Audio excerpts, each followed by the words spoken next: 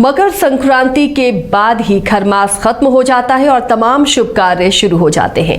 इस पर्व की अपनी एक खास महत्ता है। इसके पीछे कई पौराणिक कथाएं हैं, कई मान्यताएं हैं। तो इस पर हम चर्चा करेंगे और ये भी जानने की कोशिश करेंगे कि मकर संक्रांति के बाद राशियों पर क्या प्रभाव पड़ता है। इस बार जो योग बन रहा है उनका 12 राशियों पर क्या प्रभाव पड़ेगा। तो जो भी उन राशि के जातक हैं वो फौरन अपने नोट पैड लेकर बैठ जाएं और नोट करें कि उनके जीवन में क्या बदलाव आने वाला है इस संक्रांति के बाद। इस वक्त हमारे साथ पटना स्टूडियो से खास मेहमान जुड़े हुए हैं। ज्योतिषाचार्य रुपेश पाठक जी हमारे साथ जुड़े हुए हैं। आपका बहुत बहुत स्वागत है आचार्य जी। सबसे पहले राशियों पर तो हम जाएंगे, लेकिन उससे पहले मकर संक्रांति का क्या महत्व है, इसके आने के बाद क्या ऐसा परिवर्तन आता है कि सभी शुभ काम शुरू हो जाते हैं, ये आपसे जानना चाहूंगी। जी नमस्कार आसिया जी, सभी को नमस्कार। सबसे पहले आप सभी को आने वाले मकर संक्रांति की बहुत बहुत बधाई और अंतर मन से शुभकामनाएं।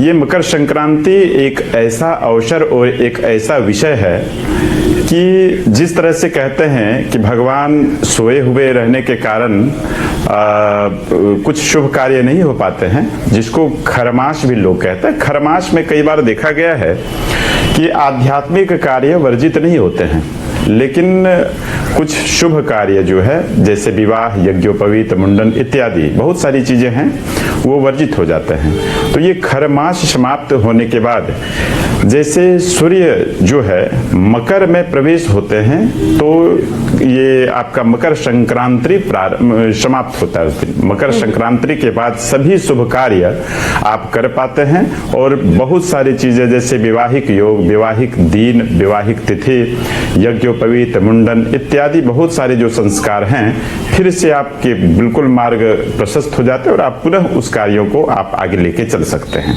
मकर संक्रांति के बाद ये सारी चीजें प्रारंभ हो जाती हैं।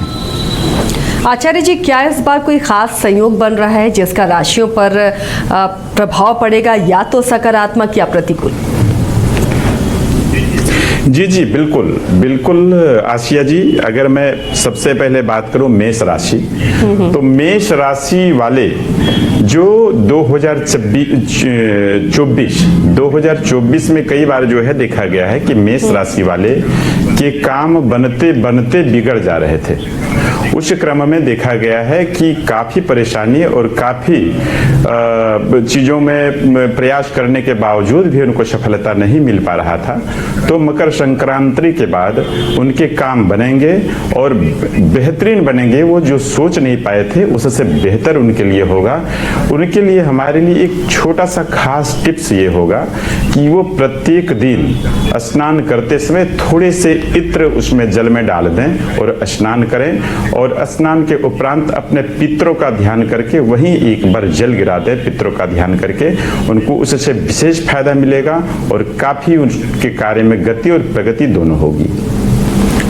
तो ये मेष राशि के लिए है, प्रगति होगी। और आचार्य जी ने उपाय भी बताए हैं कि आपको किस तरह स्नान करने वाले पानी में थोड़ा सा इत्र डालकर स्नान करना चाहिए, जिससे आपको इसका अच्छा फल मिले।